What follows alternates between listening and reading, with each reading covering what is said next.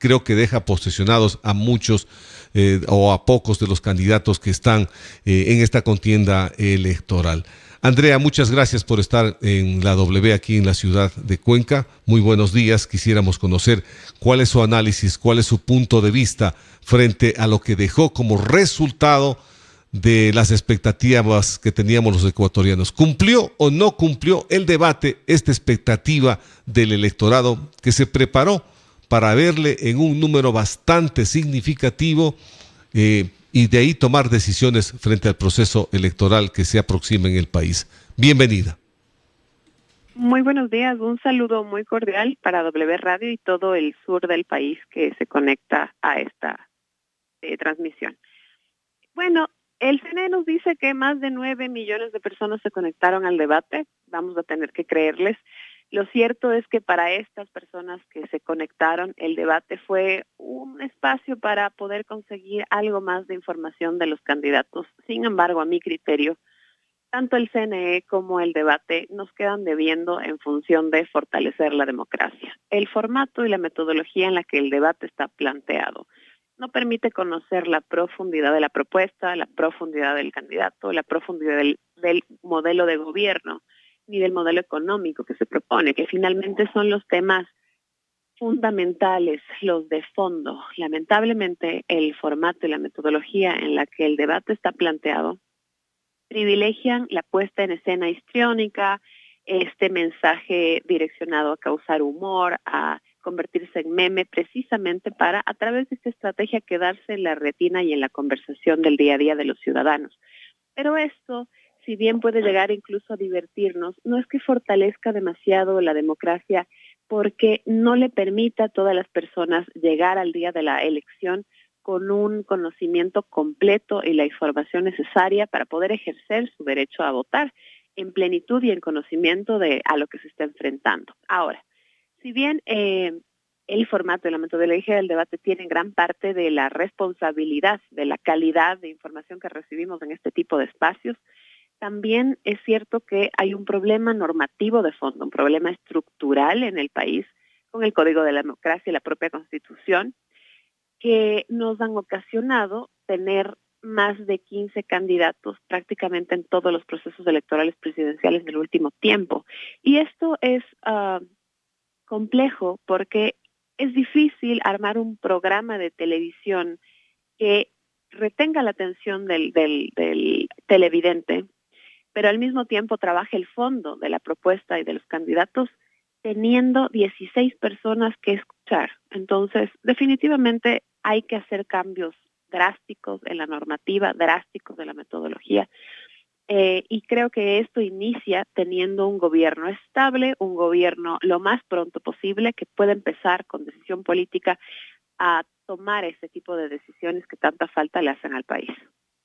Andrea, el asunto que nos preocupa en este primer análisis que hace usted, ya el CNE ha sido motivo de fuertes críticas y también quienes hacen esta estructura, este formato para las preguntas, para la participación de los candidatos, deja mucho, mucho que desear. O sea, debería haberse mejorado de otra forma. Debería haberse considerado que en este caso, por ejemplo, hay tanto candidato, 16 candidatos, imagínese usted, 16 candidatos divididos en dos grupos para más o menos 4 horas, que fue el tiempo que se ocupó para que puedan difundir sus propuestas. ¿Usted cree que es tiempo suficiente como para poder establecer, contar, ver cuáles son las propuestas que necesita el país cuando las necesidades en el Ecuador van siendo muy grandes, muy amplias y que debería tocarse con mucha responsabilidad temas de propuestas que deben dejar los candidatos?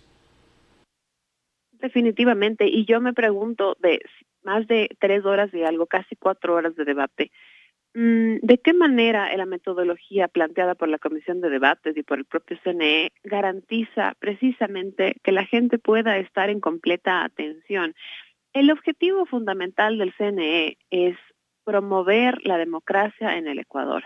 Y la democracia implica que la mayor parte de personas puedan acceder a la información, puedan acceder a todo lo que necesiten para ejercer estos derechos que tienen electorales. Y la cuestión es que no entiendo yo cómo, desde la lógica del CNE, un debate de esa duración puede promover este voto informado, que es parte de la democracia y de los derechos electorales, si es que, lógicamente, ningún cerebro humano puede mantener la atención continua durante 4 horas en un tema que no necesariamente es de su conocimiento o interés. Entonces, desde ahí hay un problema con el planteamiento de la metodología. Yo le garantizo que si es verdad esta cifra que dice el CNE de los 9 millones de espectadores del debate, muy seguramente más del 50% escuchó muy poco conscientemente del debate. Lo escuchó mientras estaba haciendo sus quehaceres, mientras estaba haciendo cualquier otra cosa y no pudo mantener la atención al 100% sobre todo lo que estaba pasando porque no es humanamente posible. Ahora, probablemente otro formato permitiría conocer más profundamente la propuesta de gobierno, el modelo económico, en ese mismo tiempo y pese a tener esa cantidad tan infinita de candidatos. Pero para eso hay expertos, así como hacer radio de forma prolija para mantener una audiencia retenida, para lograr capturar audiencia. Es un poco un arte, pero también es un oficio que se va perfeccionando con el tiempo. Hay profesionales de la comunicación especializados en radio. Asimismo, hay profesionales de la comunicación que han nutrido su experiencia por los años, que son expertos en televisión. Y a mí, sinceramente, me preocupa que en la era de la información, la intoxicación de la información que le dicen algunos teóricos que es la infoxicación, donde todo es audiovisual, donde todo entra de alguna forma por los ojos y por eso el programa del debate es televisado también, no se consideren estos aspectos de la comunicación moderna, de la inmediatez y demás, la experiencia tan vasta que existe en el país de expertos en producción de televisión para crear un producto que pueda ser para la gente muchísimo más amigable y les permita retener un poco más de información. Entonces, bueno, solamente el CNE sabrá, pero ojalá poco a poco esto pueda ir mejorando. Entiendo que no termina de aterrizar el problema de tener 16 candidatos y no saben cómo manejarlo. Entonces, esto ha sido el problema de la falla de la metodología, da lugar justamente, entrando ya un poco en el análisis del postdebate, a que nuestro postdebate se centre fundamentalmente en la frase que dijo tal, en la frase que dijo quién, pero yo no he visto, no sé si usted lo ha visto, pero yo no he visto un postdebate donde se discutan los modelos de gobierno que va a tener cada candidato, donde se discuta cómo el modelo económico del uno es mejor que el modelo económico del otro. Nuestro postdebate se alimenta de lo que recibimos en el debate, y lo que recibimos en el debate son frases sueltas, creadas por un experto en marketing para posicionar al uno al otro. El famoso plan hocico del candidato Saquicela, el plan artillería, el plan papa, el tema de la inteligencia artificial, de la que muchos candidatos no tienen ni idea, pero igual la mencionan. Entonces, o que el tal le arrastró a tal, le ofendió a tal, y entonces nuestro postdebate se trata de eso. Si ese es el nivel y la calidad de nuestro debate en la opinión pública, asimismo, de esa misma calidad va a ser nuestra reflexión al momento de votar. Y por eso es que yo digo que estas cosas que parecen un evento más en la campaña son realmente una responsabilidad grande, porque si el debate hubiera tenido mejor calidad en el sentido de transmitirle a la gente más ideas de fondo que de forma, probablemente el debate, el tema que ocupe al debate de la opinión pública, a la opinión pública en el postdebate sería de mayor relevancia.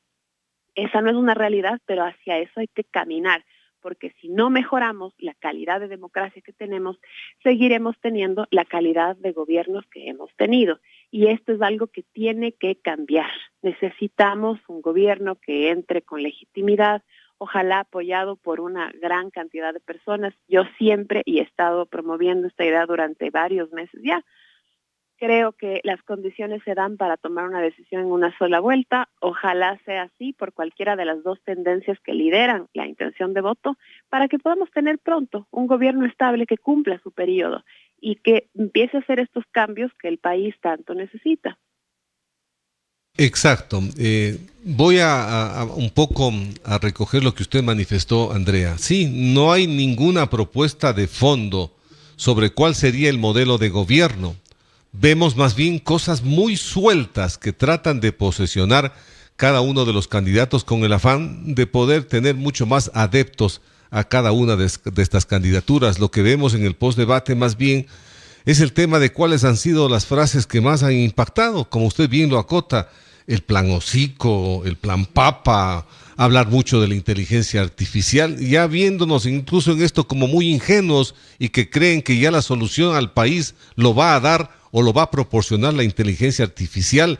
Al IVA lo han hecho un verdadero ascensor, un verdadero sub y baja, sin ninguna responsabilidad económica, financiera, de hablar cosas muy importantes como es la generación de empleo. Por ahí le escuché a un candidato ofrecer una cifra grande de empleos en el país, otro candidato que habló ya de cifras semestrales de 10,000 viviendas cada 6 meses ofrecer en el país, cosas muy sueltas. Y lo que ha quedado en el postdebate es cuál es el mejor meme, Andrea, situación que pone muy difícil al Ecuador. Totalmente, y nos estamos acostumbrando a esto, Rubén, y le hace mucho daño al país que no tengamos nivel en la discusión de los asuntos políticos, porque la política puede ser fastidiosa, pero finalmente a través de la política es que se gobiernan las vidas de las personas. Es decir, en la política se define si su hijo va a poder o no va a poder ir a la escuela, si es que las condiciones laborales van a ser unas o van a ser otras. Entonces, necesitamos empezar a tomar en cuenta este tema, a involucrarnos con el asunto político, porque la calidad de las instituciones nuestras está tan degradada y en parte esto ha sucedido porque los ciudadanos que tienen que tienen buena intención y que quieren un país diferente y que todos los días trabajan honestamente, precisamente no se manchan las manos con un tema como la política y por eso la política está como está.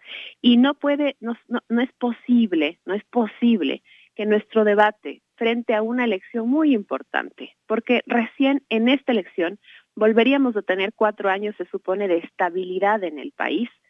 Um, Nuestro debate, la conversación que existe en la opinión pública después de este post-debate, sea como cómo habla de bien o de mal, es decir, la tonalidad de la conversación de los candidatos. Porque que uno sea más desafiante para responder, que uno sea más creativo para responder, que tenga mayor agilidad para responder una pregunta en un debate, una pregunta de 45 segundos, no necesariamente, amigos, demuestra la capacidad que una persona tiene para gobernar un país en las condiciones en las que está nuestro país. Entonces, tenemos nosotros como ciudadanos que forzarle un poco a la clase política a elevar su nivel. Y no solamente hablo de los candidatos, hablo también de las instituciones como el CNE. Entonces es importante llevar al debate, llevar al análisis, en tanto y cuanto el CNE está respondiendo a las necesidades de la ciudadanía en cuanto a información, en cuanto a política de calidad. Entonces este es un debate bien importante. Más allá de eso, lógicamente el debate es un espacio de riesgos y de oportunidades, de lo cual se deduce que en este formato de debate, con esta metodología de debate, lógicamente las dos candidaturas que están encabezando la opción electoral, que son el candidato presidente Daniel Noboa y Luisa González por el correísmo, que ambas tienen más del 30% de intención de voto, salieron, no vamos a decir fortalecidas, pero salieron al menos ilesas. Ese es el objetivo de los punteros, ir al debate y dentro de lo posible salir sin heridas. Y eso lo lograron ellos perfectamente. Ahora el resto de los 14 candidatos van al debate en un contexto de oportunidad, es decir, a tratar de capitalizar votos. Y lo que hicieron fue tratar de mostrarle al país cuál es su estilo, más en la forma de hablar que en sus propuestas y planes de gobierno. Y de esto vemos en los días que han seguido que el nombre del que más se habla es la señora Andrea González. Entonces, tenemos dos tipos de ganadores después del debate, si queremos ponerlo en blanco y negro de ganar y perder, que no es realmente así. Tenemos a los punteros que lograron mantenerse y siguen estables en su intención electoral, no fueron heridos. Y en cuanto a los otros 14, quien más ha rentabilizado la oportunidad es Andrea González. Entonces, veremos si es que en el resto de días, lo que viene del proceso electoral, logra mantener esta ventaja Andrea González, que tiene por sobre el pelotón del 3% que les llamo yo, es decir, todos los terceros. Aquí tenemos claramente dos opciones que están primeras y luego tenemos los terceros. De entre los terceros, Andrea González a través del debate logra destacar. Vamos a ver si conserva ese crecimiento.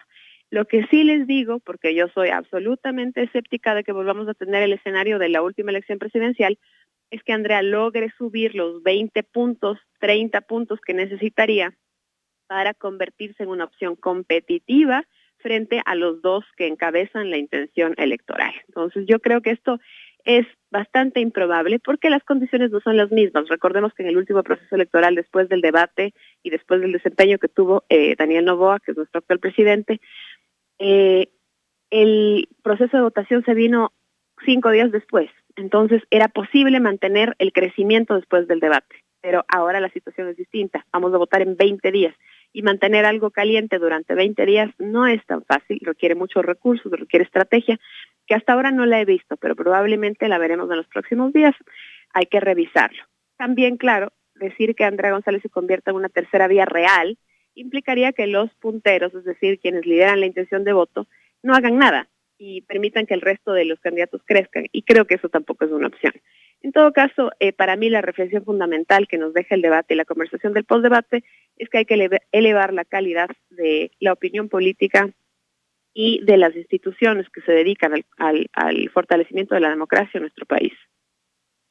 Andrea, cierto es lo que usted menciona y esto ratifica un poco las tendencias que se ha podido ver en el Ecuador, las diferentes encuestadoras, en donde marcan 2 puntos, 2 candidatos, en este caso candidato presidente y la señora González de la Revolución Ciudadana, y esta tercera opción que usted menciona también a la otra señora González, que tuvo una destacada intervención en este debate, pero no sabemos si el tiempo le alcanzará, porque las diferencias son extremadamente altas. ¿Por qué no han podido los 14 candidatos restantes poder capitalizar votos en el país? ¿Qué observa usted ahí? Definitivamente lo que tiene Luisa González y Daniel Noboa es que durante el tiempo que vamos de campaña han logrado retener y mantener sus nichos. Es decir, Luisa González, por supuesto, parte con un electorado cautivo que votará siempre con Revolución Ciudadana desde hace décadas. Entonces, esto le convierte a Revolución Ciudadana siempre en una fuerza electoral contra la que es muy difícil competir.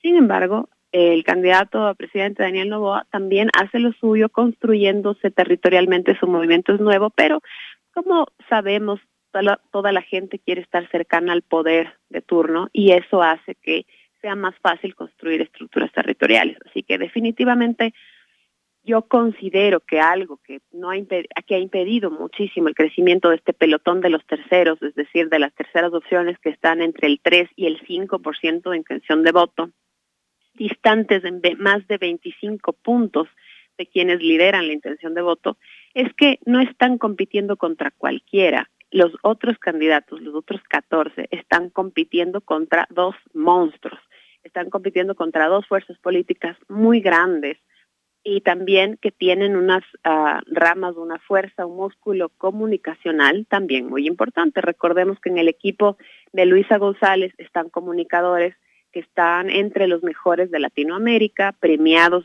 de muchas formas y en muchas ocasiones, y del lado comunicacional de Daniel Noboa tenemos una estructura de comunicación digital dirigida a jóvenes muy fuerte, muy robusta, que pese a todo lo que se ha sentido en el círculo rojo, que es quienes hablamos más de política sobre el postdebate, donde se oye más el nombre de Andrea González, en las métricas de redes sociales Daniel Noboa sigue imponiéndose, porque él tiene su propia estructura de comunicación digital. Y en lo territorial, no tengo duda de que el correísmo y la candidata Luisa González sigue fortalecida porque las estructuras territoriales de la Revolución Ciudadana son estructuras territoriales que tienen prácticamente vida propia, están siempre funcionales.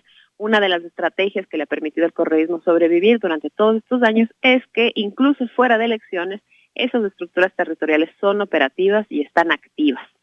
Entonces, claro, frente a eso, frente a una estructura construida en décadas, frente a estos músculos comunicacionales, frente a este poder y buena estrategia en el manejo de lo digital, es muy difícil que el resto de candidatos puedan medirse con los punteros. Así que para mí, eso configura el escenario que está planteado desde el mes de noviembre del año pasado, y es que esta elección se va a dar entre dos candidatos, que son Luisa González y Daniel Noboa. Y la pregunta aquí es, ¿cuál de esos modelos de gobierno es el que el ciudadano prefiere? Lo bueno para los ciudadanos es que no tenemos que imaginar cómo van a ser los gobiernos, ya lo hemos vivido. Sabemos cómo es el un gobierno, sabemos cómo es el otro gobierno. Entonces, son dos modelos muy distintos, que son las opciones que se nos presentan. ¿Cuál va a ser nuestra decisión? Por supuesto que se puede tener un voto ideológico por cualquiera de las otras tendencias que existen, que es un poco, esto es lo que yo creo, este candidato se alinea con mi forma de ver la vida, yo voto, pero se puede ejercer ese derecho democrático a hacer esta declaración ideológica sabiendo que ese voto va a permitirle a este candidato llevarse un porcentaje que difícilmente le convertirá en una opción. Entonces, amigos, tampoco hay que tener la ingenuidad de creer que este voto puede hacer la diferencia en este asunto, porque la brecha entre los punteros y el resto del pelotón es demasiado grande. Así que básicamente en esas circunstancias es que nosotros estamos viviendo esta primera vuelta, y por eso yo digo que me inclino a pensar en la posibilidad de que en las siguientes semanas se radicalicen las campañas de las opciones que van encabezando, con la intención de lograr un triunfo en primera vuelta. Porque además de que yo considero que esto le conviene al país porque ahorramos $30 millones, y porque en segunda vuelta muy probablemente volveríamos a tener la misma opción que tenemos en primera vuelta, es decir, la misma... los mismos punteros haciendo otra vez campaña en segunda vuelta, porque creo que para ninguna de las dos tiendas políticas es buena idea pasar a segunda vuelta. No se sabe, a este punto es difícil predecir cómo se van a alinear las fuerzas en una segunda vuelta. Hemos visto en otras segundas vueltas que las fuerzas políticas se alinean en contra del correísmo casi siempre en segunda vuelta, pero considerando que tenemos ahora otra opción electoral que es en este momento ejecutivo, casi siempre la oposición suele integrarse en contra del Ejecutivo. Probablemente algunas fuerzas políticas se agruparán en contra del Ejecutivo también. Es decir, tal vez haya una división entre fuerzas políticas agrupadas en contra del correísmo y fuerzas políticas agrupadas en contra del oficialismo. Así que es difícil predecir cómo se van a agrupar esas fuerzas políticas. Gran parte de la definición de segunda vuelta, si es que esto llega a darse, va a depender de la operación política, del nivel de operación política que tengan quienes pasen a segunda vuelta.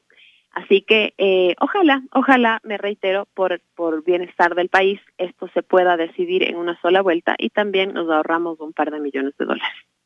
Andrea, como estratega política me queda una inquietud final en esta entrevista. Ha sido importante este diálogo que hemos mantenido. Luisa González planteó en el canal Teleamazonas, en una entrevista que tuvo este día lunes, ya en el post-debate, que pedía tener un debate con Daniel Noboa. Como estratega, ¿cree que se llegue a dar un debate con esta propuesta que hace Luisa González?